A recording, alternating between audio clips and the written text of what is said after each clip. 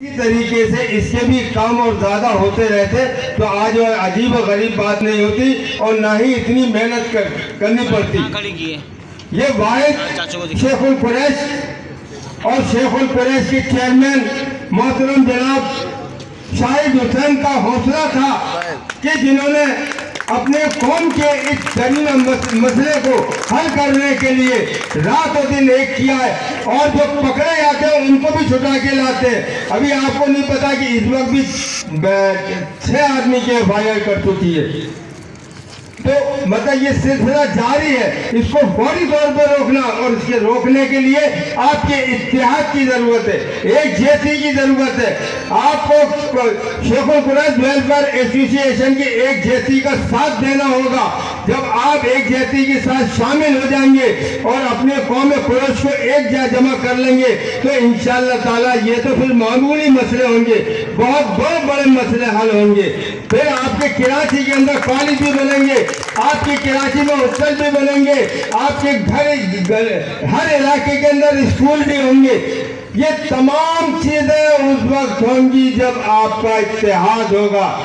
आप देखें हमारी कोई कम्युनिटी सोसाइटी नहीं है, लोगों ने अपने अपनी सोसाइटियां बनाई हुई है। अगर आप इत्तेहाद रखेंगे तो इंशाअल्लाह शेखुल कुरैश एक सोसाइटी बनाएगी जिसके अंदर हमारे गरीब और कमजोर तबके के लोगों की रिहाइशें बनाकर देगी।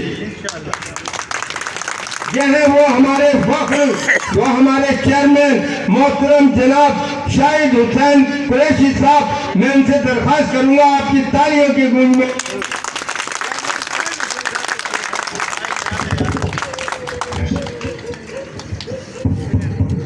हेलो मैं एक बात कहना रह गया था, ये सिर्फ कुरैशियों का मसला नहीं है गोश्त वाला, पूरे कराची के सिंधी बलोच पठान जो भाई गोश्त बेच रहा है हम उन सब के साथ खड़े हैं। कराची गोश्त एक्शन कमेटी अनाउंस करता हुआ यहाँ से मैं क्या कोई बात करेंगे।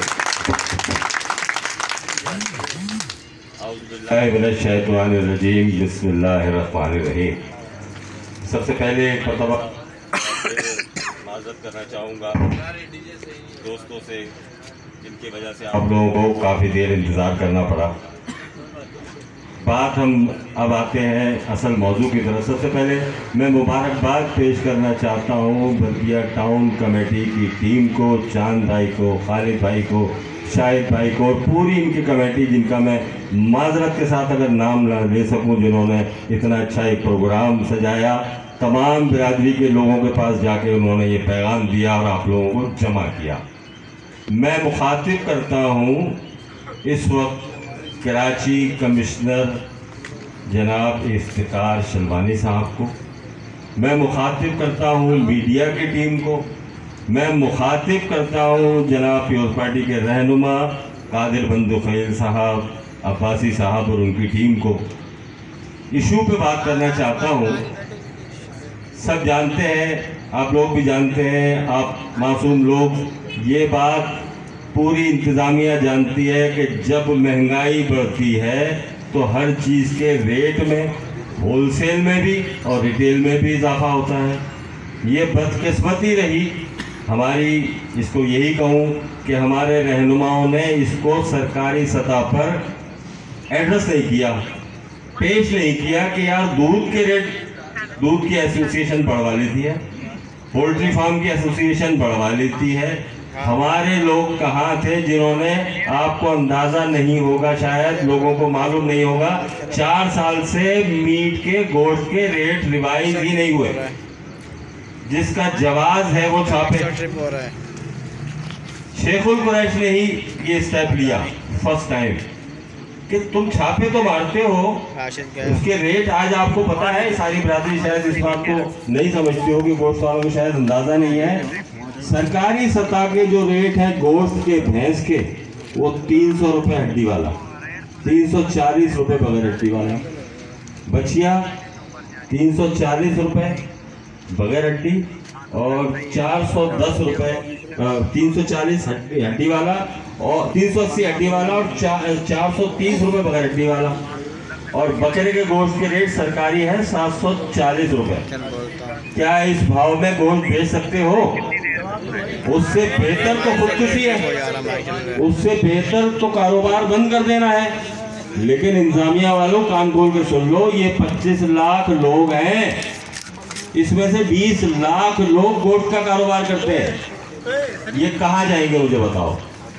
बहुत से लोग इस काम को छोड़ के दूसरा रास्ता इख्तियार किया। जिसके पास पैसा था उसने दूसरे कारोबार कर लिए। मेरे यहाँ 80% वो कारोबारी लोग हैं जिनके पास 1 मन गोश्त के पैसे हैं। वो महीने में 5 दिन गोश्त लाता है और 7 दिन उसमें से प्रॉफिट कमा के अपना घर चलाता है। वो छोड़कर 20,000 रुपए लेकर कौन सा कारोबार करे?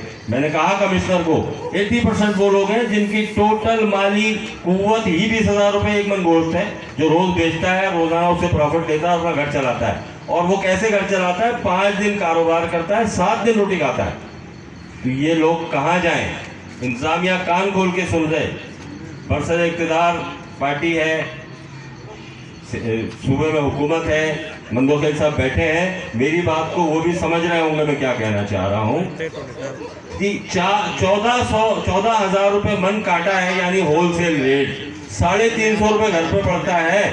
वो लेबर डाले, दुकानदारी डाले, सारा खर्चा डाले और 300 रुपए बेचे। सरकारी सतह पे 300 रुपए का ऑर्डर है। बचिया का गोश्त हड्डी वाला 380 रुपए बेचे, 20,000 का काटा है, 500 रुपए लालू खेत की मंडी में पड़ रहा है। वो लेबर डाले, दुकान का किराया डाले, प्रॉफिट ना कमाए, क्या बेचेगा वो 380? कैसे बेचोगे बताओ? बेच सकते हो? मैंने कहा है कमिश्नर ऑफिस में बैठ के कमिश्नर के सामने कि ये हम कौन लोग हैं, तो उसने मुझे जवाब दिया, आप लोगों के तो रेट ही नहीं निकलते, आप लोगों के रेट लेने आता कौन है? ये है हम 25 लाख लोग। मैं कहता हूं हम 25 लाख लोग नहीं है, 25 लाख लोगों का बिखरा हुआ एक मजमा है जिनको अपनी हैसियत का नहीं पता। एक गाड़ी की टू बजती है, एसडीएम या डीसी की गाड़ी आती है और पूरे बाजार से दुकानदार उठकर भाग जाता है। इसलिए कि भेड़ बकरियों की तरह मोबाइलों में डालकर ले जाया जाता है। मैं मंदोखेल साहब से दरख्वास्त करूंगा कि गौर से मेरी बात को सुन रहे हैं, समझ रहे हैं। एक शरीफ आदमी बेटे के सामने बाप को मोबाइल में डाल के ले जाया जाता है। जुल्म ये मोबाइल ले जाती है, उसके बाद वो थाने वालों के हवाले कर देते हैं नोटिंग के साथ कि इनसे इतने इतने पैसे ले लो। सबसे बड़ा जुल्म ये कि पैसे लो और कोई रसीद ना देना इनको। ये कहाँ का इंसाफ है? जुर्माना एक आदमी की मूड़ी टोटल 20,000 रुपए और 25,000 रुपए से जुर्माना। मैंने कहा कमिश्नर ऑफिस में जुर्माने की पूरी दुनिया में ये निज़ाम है जुर्मानों का। अगर कोई वायलेट करता है, कोई गैर कानूनी हरकत करता है, कोई कारोबारी, एक तो होता है ना मुजरिम, उसकी तो सज़ा है। हमारे जुर्माने हैं, ठीक है, तो उसकी कोई लिमिट होती है ना, 2,000 3,000, और वो भी प्रॉपर चालान की शक्ल में। सरकार को वो पैसा जाए, मैंने कोई गलती की है मैं उसका जुर्माना दूंगा, लेकिन वो सरकार को दूंगा, ना कि किसी के जेब में जाए। बात गौर से सुनिएगा। ये सारे सवालात शायद पहली मर्तबा कमिश्नर ऑफिस में शेखुल कुरैश ने उठाए, शेखुल कुरैश की टीम ने उठाए। हाजी आरिफ साहब बैठे हैं, उस्मान कुरैशी साहब बैठे हैं, इस बात के गवाह हैं। लियाकत कुरैशी भाई बैठे हैं, ये बैठे साथ, जो गवाह हैं कमिश्नर ऑफिस में ये बातें हमने की हैं, शायद पहले किसी ने ना की होंगी। नेक नियति से, खुलूस दिल से मेहनत कर रहे हैं, लेकिन याद रखिएगा हक किसी से हम छीन के लड़के नहीं ले सकते, लॉजिक से ले सकते हैं। हमने 11 एक्सरसाइजेस की हैं जिसमें 5 मीटिंग्स हैं। हमने स्लॉटर हाउस के विजिट करा दिया, मंडी का कराया, भैंस खरीद लो, बछिया खरीद लो, बकरा खरीदो, कटवाई, सारी एक्सरसाइज हम कर चुके हैं। शेखुल कुरैश ने पूरा ये काम किया है। हमारी इत्तेहादी है मीट मर्चेंट। शेखुल कुरैश पूरी एक कॉमन वेलफेयर जमात है कुरैशी बिरादरी की, जिसमें तमाम तबकात उसमें आ सकते हैं। मीट मर्चेंट एसोसिएशन बहुत पुरानी रजिस्टर्ड है, लेकिन पिछले 8-10 साल वो वर्किंग में नहीं थी, अब वर्किंग में आ गई है। वो हमारी इत्तेहादी है मीट मर्चेंट। मैं सबसे पहले मैं चाहूँगा कि बहुत सारी तालियों में उस शख्स का नाम को लिया जाए, हाजी सिराज काउंसलर के नाम से, जिन्होंने मीट मर्चेंट को दोबारा से जिंदा किया। वो हमारी इत्तेहादी है। उन्होंने कहा है कि गोश्त के रेटों पे हम आप हर तरह से आपके साथ खड़े हैं। अब अगर इंतज़ामिया इस बात को नहीं समझती, अगर रेटों पे नहीं आती, जब सारा कुछ मैं करके दे चुका हूँ, उनकी अपनी टीम मेरे साथ थी, हमारी टीम थी, उन्होंने सब कुछ कर लिया, 2 मरतबा विजिट कर लिया, भैंस कॉलोनी का, न्यू कराची कमेले का, लियाकताबाद के 2 विजिट हो गए, गुरु मंदिर के 4 विजिट हो गए। उसके बाद रेट तय करने में क्या कबाहत है? सरकारी सतह पर रेटों का फैसला होना मुश्किल काम है। मैं जानता हूँ सरकार कैसे चलती है, तो भाई खुदा का वास्ता, मैंने ये लिख कर भी दिया, मैंने ज़बानी भी कहा कि जब तक ये रेटों का फैसला नहीं होता, हमारे और आपके दरमियान बार्गेनिंग हो रही है, उस वक्त छापे तो रोक दो। छापे रुकने चाहिए कि नहीं? लेकिन एक माफिया है जो हमारे आड़े आ रही है, और पाकिस्तान की जड़ों में माफियाज का डेरा है।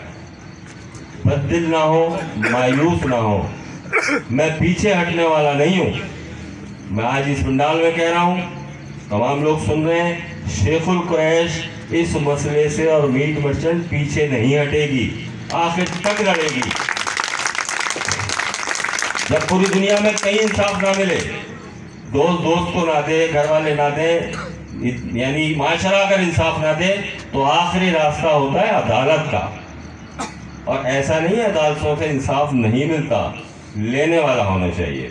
इंसाफ मौजूद है, कागजों में लिखा पड़ा मौजूद है, तमाम चीज़ें लिखी पड़ी हैं। शर्त यह है कि हमें उसके पीछे लग के, हम क्योंकि मायूस होके वापस हो जाते हैं कि यार 20 साल बाद कौन पूछेगा, कौन फैसला करेगा, कौन इंसाफ देगा। लेकिन मायूस नहीं होना चाहिए, अदालतें मौजूद हैं, इंसाफ मौजूद है, इंसाफ मिलेगा। अगर ये कमिश्नर कराची ने इसका फैसला नहीं किया तो फिर हम अदालत जाएंगे। ये फैसला है, क्या आप साथ दोगे? इंशाअल्लाह। अदालतों से इंसाफ मिलता है, हम सिर्फ मायूस रहते हैं। हमारी आपस में कभी डिस्कशन भी होती है, अरे अदालत जाके क्या मिलेगा? नहीं, अदालतों में फैसले होते हैं। वजह यह है कि आपके पास जजेस की तादाद कम है, अदालतों की तादाद कम है, वरना कानून मौजूद है। जिनको इंसाफ मिलता है वो भी उसी किताबों से मिलता है। हम अदालत जाएंगे अगर हमें ये इंसाफ नहीं मिला। मेरी दरख्वास्त होगी हुकूमत सिंध से, मंदोखेल साहब हैं, अब्बासी साहब बैठे हैं, कि मेरी आवाज़ को वहाँ तक पहुँचाएं, आपकी आवाज़ को वहाँ तक पहुँचाएं, ताकि वो खड़कें कि ये 20 लाख लोग हैं जिनको इस तरह से भेड़ बकरियों की तरह ट्रीट क्यों करते हो भाई? जायज़ कारोबार करते हैं, जायज़ कारोबार करना चाहते हैं। पूरी दुनिया में प्राइसिंग होती है, पूरी दुनिया में प्राइस कमेटी होती है, प्राइस लिस्ट होती है, हम उस पर चलना चाहते हैं। हम नहीं चाहते कि रेट शीट के हट के कोई काम करें। रेट जो शीट लगी है उसी पे बेचेंगे, लेकिन बेचने का मौका तो दो। 500 रुपए का लाके 380 का बेचूं, क्यों किस लिए?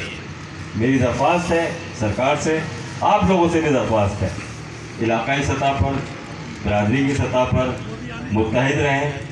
इंशाअल्लाह इस मसले का हल शेखुल कुरैश और मीट मर्चेंट करा के छोड़ेगी।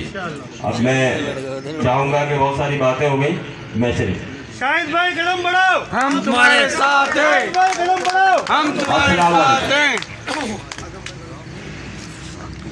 कुरैशियों का ये वतीरा